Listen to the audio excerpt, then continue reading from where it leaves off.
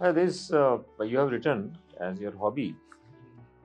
हाँ, हिंदी में क्या है कि आपको अपनी मदर से बात करना बहुत अच्छा लगता है, यस सर, है ना? Yes sir. तो आप not nothing personal, but what I am asking कि मदर से जैसे आप साथ में रहते हो, मदर से इतना तो रहते ही है ना साथ में अपने मदर के, हाँ सर। तो ऐसा क्या स्पेशल आपके मन में करता है जो उनसे खूब बात करो?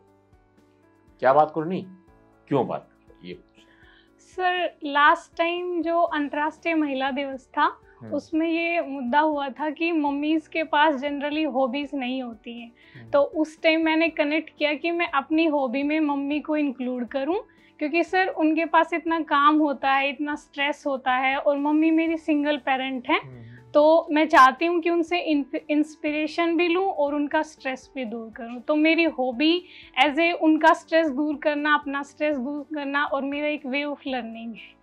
ठीक है, अच्छी बात है। और ये बताओ कि आपने अपने आप को कैसे सपोर्ट किया इतनी एजुकेशन में फाइनेंशियली? सर मम्मी ने सपोर्ट किया। मम्मी ने सपोर्ट किया। Yes sir. आपने कोई बच्चों की ट्यूशन वगैरह? हाँ सर, मैंने ट्यूशन पढ़ाया। ट्यूशन पढ़ाया होगा? Yes sir. अच्छा ये बताओ, आपको अगर हम कहें कि आपके क्या पॉजिटिव पॉइंट आप सोचती हो अपने बारे में, वो क्या है? सर कुछ पॉजिटिव पॉइंट्स मुझे लगते हैं कि सबसे पहला तो है सर हार्ड वर्किंग। मुझे ऐसा लगता है कि मैं हार्ड वर्किंग हूँ। अपनी सिविल सर्विसेज के प्रिपरेशन में भी मैंने उसको फोकस तरीके से टारगेटेड करके किया है। दूसरा सर मुझे लगता है कि मेरे को ऐसा लगता है कि मैं होनेस्ट हूँ। ओके। होनेस्टी जहाँ तक मुझसे संभव हो पाता है, मैं होनेस्टी को कोशिश करती हूँ कि पूरी तरह से अपनाऊँ। और तीसरा सर मुझे लगता है कि कंपैशनेट है, जो वंचित वर्गों को लेके मुझे ऐसा लगता है कि मेरे अंदर, मतलब सर मैं रूरल बैकग्राउंड से हूँ, तो वुमेन्स को लेके मेरे मन में थोड़ा सा कंपनसेट है।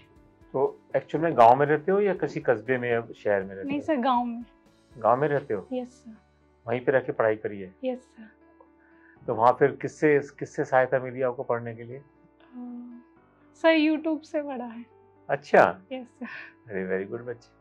अब मुझे बस एक चीज़ और ज़रूर बता दो कि इस समय जो देश की आर्थिक स्थिति चल रही है, यस सर, ठीक है, उसमें सरकार तो ये क्लेम कर रही है कि हमारी बहुत अच्छी रिकवरी हो रही है और ये हो रहा है वो हो रहा है।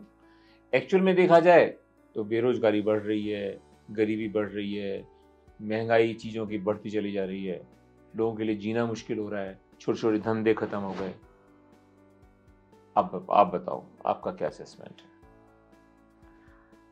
सर मुझे ऐसा लगता है कि कोविड की वजह से जो सप्लाई चेन डिसरप्शन हुआ है, उस वजह से अनएम्प्लॉयमेंट रेट भी बढ़ी है। और सर जो MSME सेक्टर्स हैं उनको भी लेके सर उनको रॉ मटेरियल्स नहीं मिल पाया, इंपोर्ट नहीं हुआ, इस वजह से सर उनकी कंडीशंस ऐसी हुई है।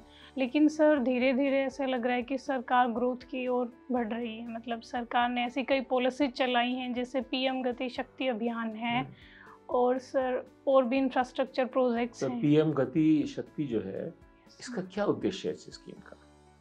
सर PM गति शक्ति में मेनली जो एग्जीक्यूशन और इम्प्लीमेंटेशन है इंफ्रास्ट्रक्चर प्रोजेक्ट्स को, उनको सर इंटीग्रेट किया गया है।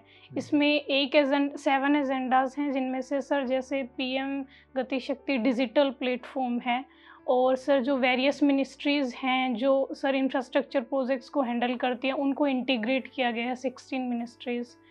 और सर जो रोपवेज़ हैं, रोडवेज़ हैं, रेलवेज़ हैं, इन सबको इंटरकनेक्ट करके एक मल्टी मॉडल कनेक्टिविटी प्लान है। अच्छा ये बताइए, आप ये इसमें घूमर डांस में रुचि रखती हैं? Yes sir. तो ये कहाँ आपको अपॉर्चुनिटी मिलती है डांस करने की?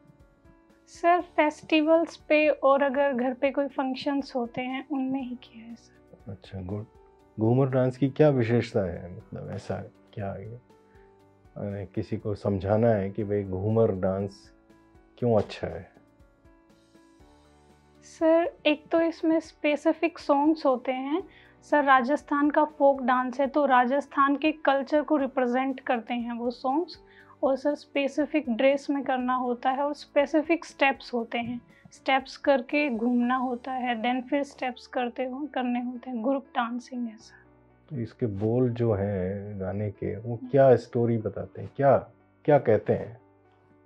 सर राजस्थान किस चीज का वर्णन है इसमें? मतलब सर राजस्थान के कल्चर को लेके, उनकी लैंग्वेज को लेके, जो नहीं, राजस्थान मतलब गाने के कोई भी गाना आप गाएं या सुने या नृत्य करें तो उसका गाने का कोई ना कोई मतलब होता है ना, मतलब कोई ना कोई बात कही जाती है ना उस गाने में। सर लव को लेके भी होता है सर।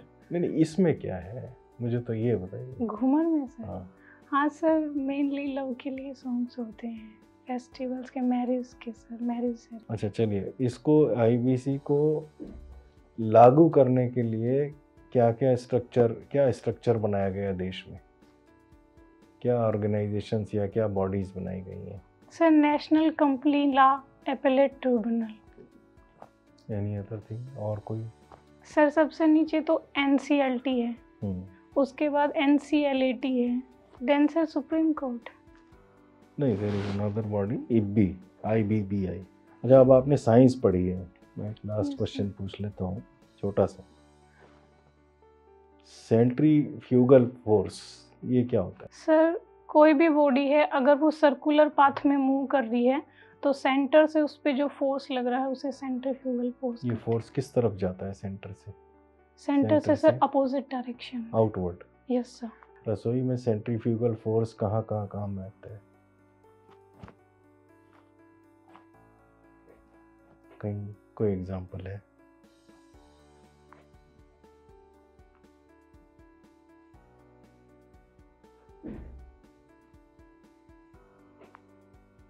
चलिए सोचिएगा, कोई बात नहीं, ये इतना कठिन क्वेश्चन नहीं है, लेकिन आप सोचिएगा। Thank you.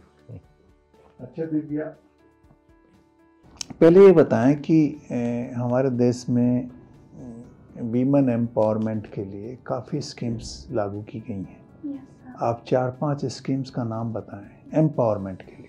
Sir Beti Bachao Beti Padhao. ये एक स्लोगन है अवेयरनेस के लिए, ये स्कीम नहीं है। और देख लेना, क्योंकि आप वीमन हैं तो ऐसा क्वेश्चन आपसे पूछा जा सकता है।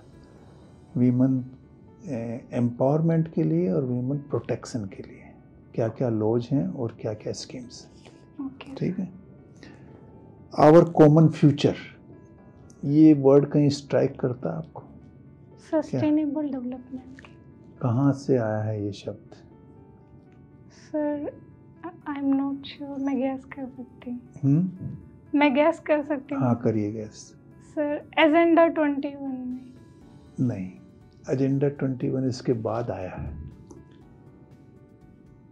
एजेंडा 21 तो रियो समिट में आया था। Yes sir.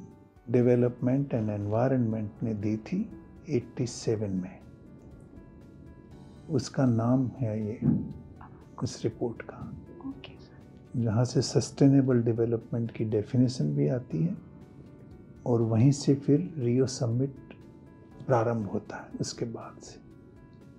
और UNFCCC जो बनते हैं और डिफरेंट बॉडीज बनते हैं, वहाँ से शुरुआत होती है। Okay sir, thank you. आप हिंदी में 5 बड़े लेखकों के नाम बताइए। आप हिंदी लैंग्वेज के लिटरेचर को पढ़ा है ना आपने? Yes sir. तो 4-5 लेखकों के नाम बताइए बड़े जो। सर मुंशी प्रेमचंद, जयशंकर प्रसाद, महादेवी वर्मा, और sir Suryakant Tripathi Nirala, and sir Kabir.